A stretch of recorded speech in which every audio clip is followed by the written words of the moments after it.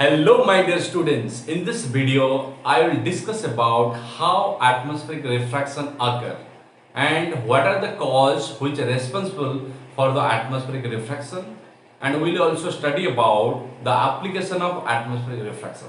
So let's start what is atmospheric refraction. So before that we have to learn what is normal refraction. जैसे जैसे मान लो यहाँ पे air ले लिया, यहाँ पे वाटर ले लिया, दोनों का रिफ्रैक्टिव इंडेक्स हम कंपेयर करेंगे तो एयर का जो रिफ्रैक्टिव इंडेक्स कम है, that's why air is considered as optically rarer medium.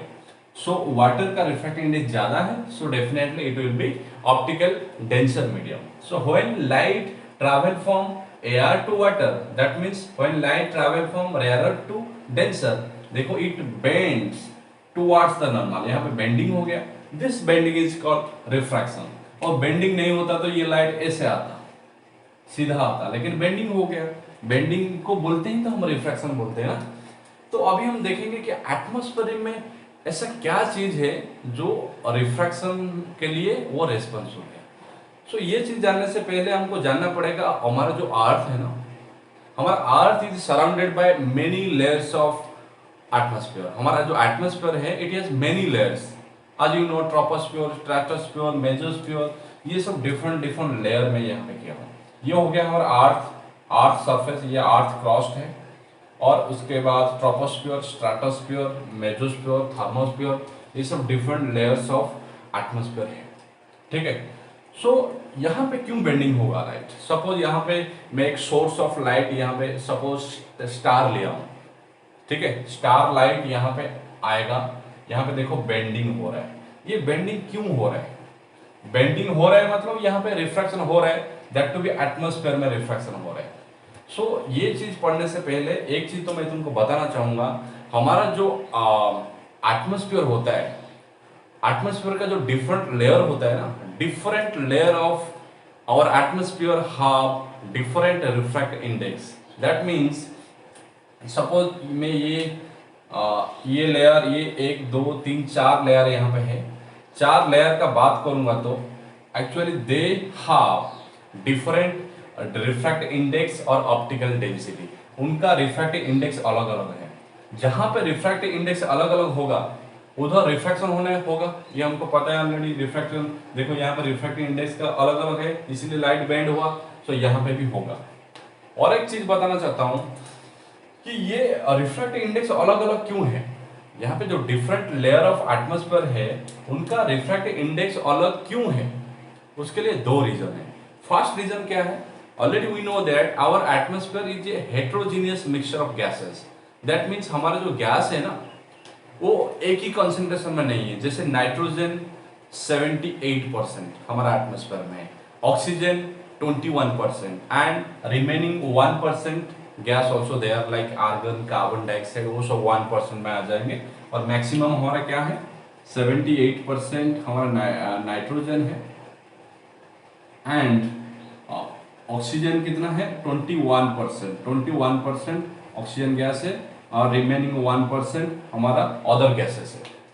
सो देखो यहाँ पे ये तो हो गया नॉट यूनिफॉर्म. हमारा एटमॉस्फेयर में जो गैस है ये नॉन यूनिफॉर्म है.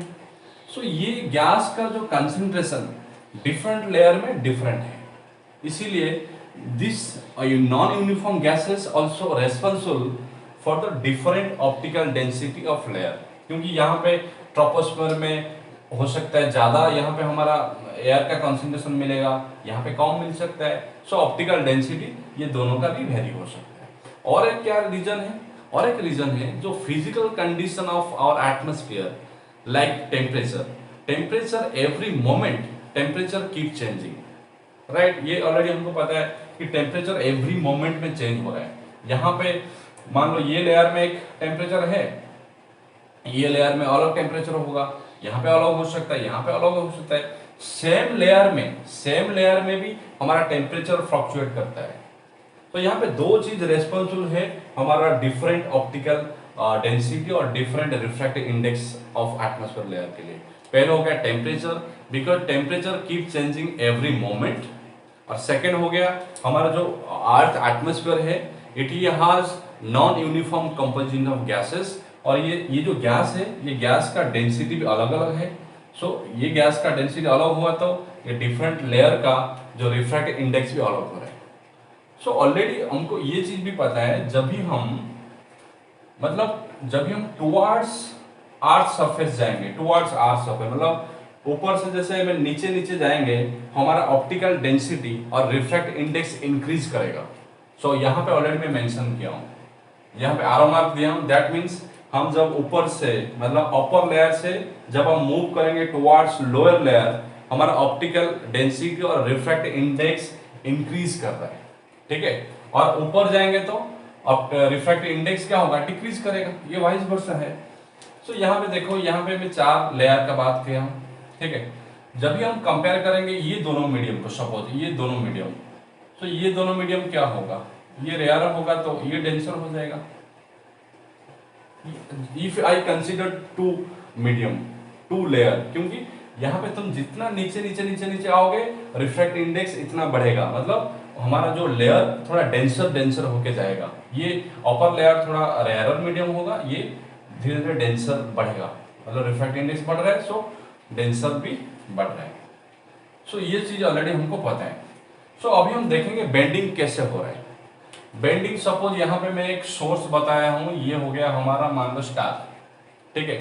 देखो हमारा ये पता है कि हमारे एटमॉस्फेयर में ये जो बाहर एरिया होता है ना, this is space, this is called space.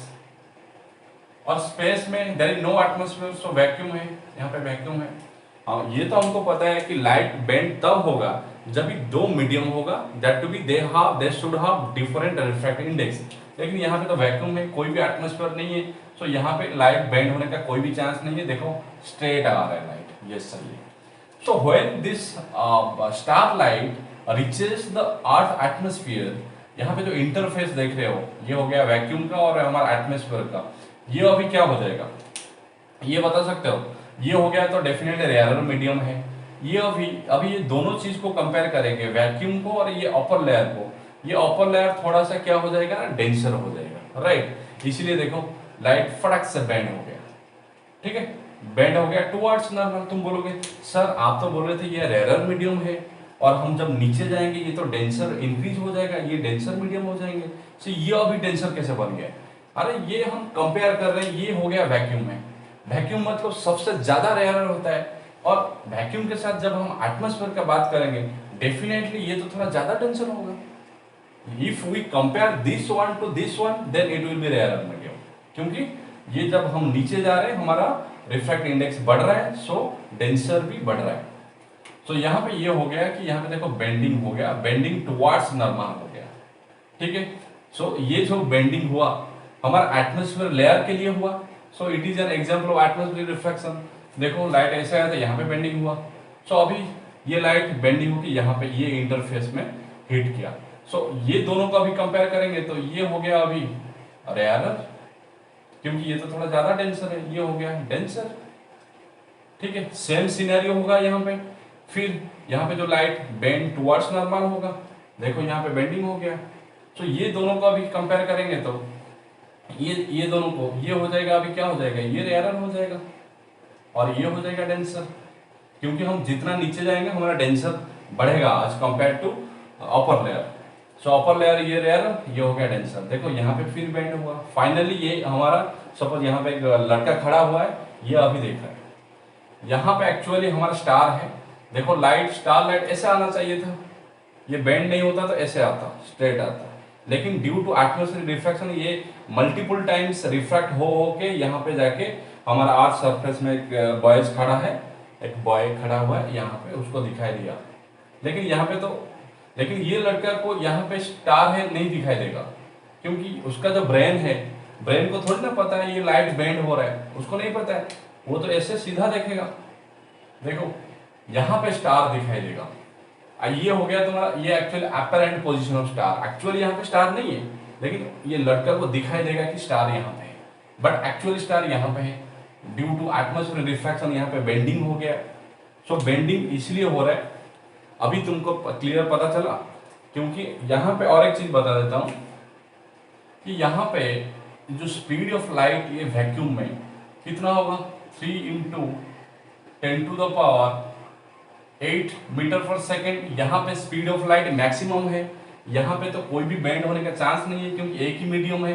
लेकिन जब ये दो मीडियम को एंटर करेगा, दो मीडियम को जब एंटर करेगा, यहाँ से यहाँ तक बेंडिंग होगा और यहाँ से यहाँ बेंडिंग, यहाँ पे कंटिन्यूसली बेंडिंग हो रहा है, कंटिन्यूस। ये तो हो गया हमारा एटमॉस्फेयर रिफ्रैक्शन। और एक इंपॉर्टेंट चीज बताना चाहता हूँ, मैं बताया था कि एवरी मोमेंट हमारा जो टेम्परेचर वो फ्लक्चुएट कर रहा है, और सो एवरी मोमेंट जो फ्लक्चुएट कर रहा है, ये जो बेंडिंग, ये क्या एक ही पैटर्न में होगा?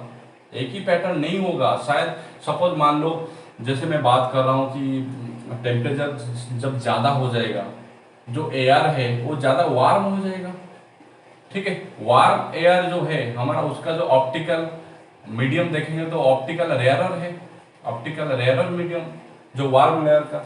जो कूल एयर है, जहाँ पे टेम्परेचर थोड़ा कम है, कूल एयर हो जाएगा हमारा डेंसर मीडियम, कूलर एयर हो जाएगा हमारा डेंसर मीडियम, ठीक है। एक हो गया ऑप्टिकल रेयरर, एक हो गया ऑप्टिकल डेंसर। सो यहाँ पे टेम्परेचर हमेशा चेंज हो रहा है, एवरी मोमेंट, एवरी एक ही सेकेंड में चेंज हो रहा है टेम्परेचर। सो मैं यहाँ पे एक चीज बताना चाहता हूँ कि सपोज एक सेकेंड में ये जो लड़का खड़ा है, ये लाइट ऐसे ऐसे आके बेंडिंग हुआ, लेकिन और दूसरा सेकंड में, 2 सेकंड में, और आफ्टर 5 सेकंड यहाँ पे क्या होगा? Temperature always keep changing. Temperature मान लो चेंज हो गया एटमॉस्फेयर का, टेम्परेचर जब चेंज हो जाए, रिफ्रैक्टिव इंडेक्स भी चेंज हो गया। शायद ये लाइट, ये तो ऐसे स्ट्रेट आता है, लेकिन यहाँ पे बेंडिंग में थोड़ा ऐसा हो सकता है, ये लाइट शायद ऐसे बेंडिंग हो सकता है, फिर 2 सेकंड के बाद शायद ऐसे भी हो सकता है, ऐसे उसको दिखाई देगा, क्योंकि ये जो रिफ्रैक्टिव इंडेक्स ऑलवेज चेंज हो रहा है एटमॉस्फेयर में। सो जो भी लाइट आ रहा है वो भी यहाँ पे जो हमारा जो बेंडिंग हो रहा है वो भी डिफरेंट होगा एवरी मोमेंट में। ऐसा नहीं है कि यहाँ पे आया और एक ही डायरेक्शन में ओनली बेंडिंग हो रहा है, नहीं। यहाँ पे देखो, यहाँ पे थोड़ा चेंज हो गया रिफ्रैक्टिव इंडेक्स, शायद ये थोड़ा यहाँ पे चेंज होने के बाद ये देखो बेंडिंग होने गया, ये भी ऐसे हो सकता है। ये हमेशा फ्लक्चुएट हो रहा है, ये लाइट हमेशा फ्लक्चुएट हो रहा है, बेंडिंग हमेशा डिफरेंट एंगल में हो रहा है, क्योंकि ये जो रिफ्रैक्टिव इंडेक्स है हमारा एटमॉस्फेयर में, ये हमेशा फ्लक्चुएट कर रहा है एवरी मोमेंट में। इसलिए ये जो यहाँ पे जो रिफ्रैक्टेड रे हम देख रहे हैं, ये भी हमेशा चेंज हो रहा है। So this is called atmospheric refraction, right. So atmospheric refraction क्यों होता है, मैं ऑलरेडी तुमको बता दिया। एटमॉस्फेरिक रिफ्रैक्शन हमारा एटमॉस्फेयर में हो रहा है और लाइट यहाँ पे बेंड होता है, क्योंकि हमारा जो रिफ्रैक्टिव इंडेक्स है ये ऑलवेज चेंज होता है। This is not fix, refractive index keep changing due to the temperature keep changing. Temperature हमेशा चेंज हो रहा है एवरी मोमेंट में, सो रिफ्रैक्टिव इंडेक्स भी चेंज हो रहा है।